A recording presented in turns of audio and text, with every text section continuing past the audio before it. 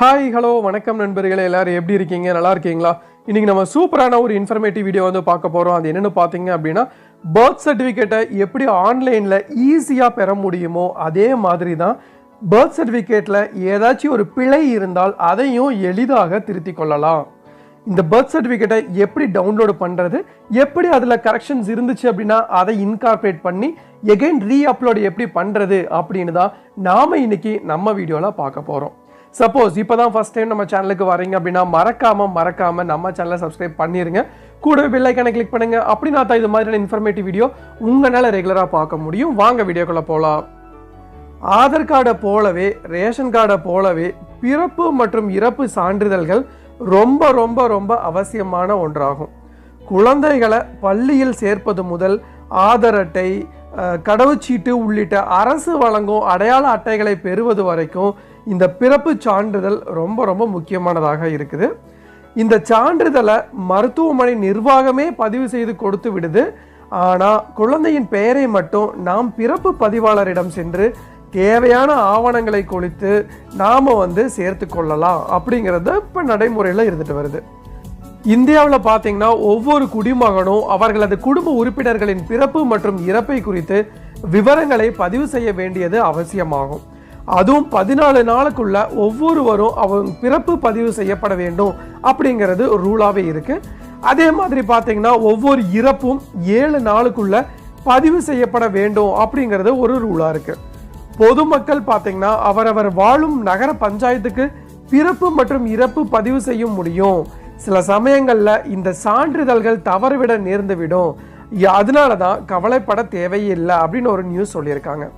ஆன்லைன்லேயே பிறப்பு இறப்பு பதிவு சான்றிதழ்களை நாம் பெற்றுக்கொள்வதற்கு வசதி செய்யப்பட்டிருக்கு அப்படிங்கிறதா இப்போ கரண்ட்ல போயிட்டு இருக்க ஒரு லேட்டஸ்ட் டாக். எந்தவித செலவும் இல்லாமல் நாம் இதை டவுன்லோடு செய்து கொள்ளலாம். இப்படி சான்றிதழ்கள், இப்படி சர்டிஃபிகேட்டை டவுன்லோடு செய்ய 2 ஆப்ஷன்ஸ் இருக்குது. ஒன்று சென்னையில் இருக்கிறவங்களுக்கு ஒரு ஆப்ஷனும், இன்னொன்று மற்ற டிஸ்ட்ரிக்டில் இருக்கவங்களுக்கு அனதர் ஆப்ஷனாக சொல்லியிருக்காங்க. நான் கீழே டிஸ்கிரிப்ஷனில் கொடுத்துருக்கேன் அந்த 2 ஆப்ஷனுமே. சென்னையில் இருப்பவங்களா இருந்துன்னா உங்களுக்கு ஒரு லிங்க் கீழே டிஸ்கிரிப்ஷனில் கொடுத்துருக்கேன். அந்த லிங்கை கிளிக் பண்ணி நீங்கள் உள்ளே போய்க்கலாம். அதே மாதிரி வேறு டிஸ்ட்ரிக்டாக இருந்தீங்க அப்படின்னா அவங்களுக்கு தனியாக ஒரு லிங்க் கொடுத்துருக்கேன். அந்த லிங்கை கிளிக் பண்ணி நீங்கள் உள்ளே போய்க்கலாம். ஸோ இதில் அந்த வெப்சைட்டுக்கு உள்ளே போனீங்க அப்படின்னா சர்டிஃபிகேட் டவுன்லோடு செய்து கொள்ளலாம். முதல்ல பார்த்தீங்கன்னா அதிகாரப்பூர்வமான இணையதள பக்கத்திற்கு சென்று சர்ச் என்ற ஆப்ஷனை கிளிக் செய்ய வேண்டும். அதன் பிறகு பார்த்தீங்கன்னா பிறந்த மாவட்டம், பேரூராட்சி, பாலினம், பிறந்த தேதி போன்ற விவரங்களை பதிவு செய்ய வேண்டும். அதன் பிறகு தான் சான்றிதழ்கள் தமிழில் வேண்டுமானால் சான்றிதழ் வகை என்பதில் தமிழை கிளிக் செய்ய வேண்டும். ஆங்கிலத்தில் வேண்டுமானால் ஆங்கிலம் என்ற ஆப்ஷனை கிளிக் செய்ய வேண்டும் அப்படின்னு சொல்லியிருக்காங்க. ஸோ ஆஃப்டர் தட் அனைத்து விவரங்களையும் சரியாக பதிவு செய்த பிறகு ஜென்ரேட் என்ற ஆப்ஷனை கிளிக் செய்தால் பிறப்பு சான்றிதழ் விவரங்கள் திரையில் தோன்றும். இதை கிளிக் செய்து டவுன்லோடு செய்து கொள்ளலாம். அதே போல தான் பிறப்பு சான்றிதழில் பிழை ஏதாவது இருந்தால் அந்த பிழையை உடனடியாக திருத்தி விடுவது நல்லது. இதற்கு பிறப்பு பதிவாளரை அல்லது சுகாதார ஆய்வாளரை அல்லது கிராம நிர்வாக அலுவலர் இவர்களில் யாரையாவது அணுகலாம். பிறப்பு சான்றிதழில் பிழையை திருத்த வேண்டும் என்று ஒரு மனுவை நீங்கள் தர வேண்டும். அதன் பிறகு பார்த்தீங்கன்னா குழந்தையின் பெற்றோரின் அடையாள சான்றிதழ், மருத்துவமனையில் பிறந்த குழந்தை என்றால் டிஸ்சார்ஜ் சம்மரி போன்றவற்றை இணைத்து தந்தால் போதும். அவைகளை சரிபார்த்து உங்கள் மனுவையும் ஏற்று பிழையையும் திருத்தி தருவாங்க. அடுத்த மாதம் முதல் பிறப்பு சான்றிதழை அடையாளம் ஆவணமாக பயன்படுத்தலாம் என்று மத்திய அரசு அறிவிச்சிருக்காங்க. வாக்காளர் அடையாள அட்டை, ஓட்டுநர் உரிமம், கல்வி வளாகத்தில் சேருவதற்கு வாக்காளர் பட்டியல் தயாரித்தல், திருமண பதிவு, அரசு வேலைகளில் சேருவதற்கு என அனைத்திற்கும் இனி ஒரே அடையாள ஆவணமாக பிறப்பு சான்றிதழை பயன்படுத்தலாம் அப்படின்ட்டு மத்திய அரசு அறிவிச்சிருக்காங்க.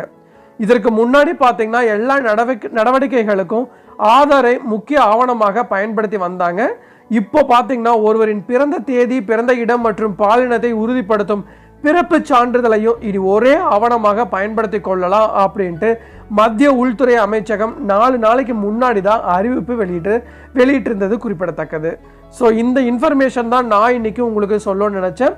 சப்போஸ் நான் என்ன பர்த் சர்டிஃபிகேட் எடுக்கல பட் நான் மெடிக்கல் சம்மரி டிஸ்சார்ஜ்லாம் இருக்கும் அப்படின்னு நினச்சிருந்தீங்க அப்படின்னா நீங்கள் நான் சொல்லிக்கிற அந்த லிங்கை கிளிக் பண்ணிங்க அப்படின்னா நீங்கள் உள்ளே போய் நீங்கள் புதுசாகவும் அப்ளை பண்ணிக்கலாம். அண்ட் ஆல்சோ அதில் கரெக்ஷன் இருந்தாலும் அதை டவுன்லோடு பண்ணி நீங்கள் உரிய நபரிடம் ஒரு அப்ளிகேஷன் ஃபார்ம் ஒரு மனு மாதிரி கொடுத்தீங்க அப்படின்னா ஸோ வித்தின் ஒரு வாரத்தில் உங்களுக்கு அந்த பிழையும் ரெக்டிஃபை பண்ணி கொடுத்துருவாங்க. ஸோ நீங்கள் இனி அப்கமிங் டேஸில் உங்களுடைய பிறப்பு சான்றிதழை நீங்கள் ஒரு அடையாள ஆவணமாக கவர்மெண்ட் செக்டாருக்கும் சரி மற்ற செக்டாருக்கும் சரி கொடுக்கலாம் அப்படிங்கிறது நிதர்சனமான உண்மை ஆயிடுச்சு. ஸோ இதுதான் நான் இன்னைக்கு உங்களுக்கு சொல்ல வர வேண்டிய விஷயம். டெஃபினட்டாக யூஸ்ஃபுல்லாக இருக்கும் அப்படிங்கிறதுல எந்த ஒரு சந்தேகமும் இல்லை. ஸோ எனக்கு தேவையில்லை இந்த வீடியோ என்னுடைய ஃப்ரெண்ட்ஸுக்கு தேவைப்படும் அப்படின்னு ஃபீல் பண்ணீங்க அப்படின்னா தேவையானவங்களுக்கு நம்ம வீடியோவை மறக்காம ஷேர் பண்ணிடுங்க. ஸோ மீண்டும் இன்னொரு நாள் இந்த மாதிரி சுவாரஸ்யமான இன்ஃபர்மேட்டிவ் வீடியோவுடன் நான் உங்களை சந்திக்கிறேன். நன்றி, வணக்கம்.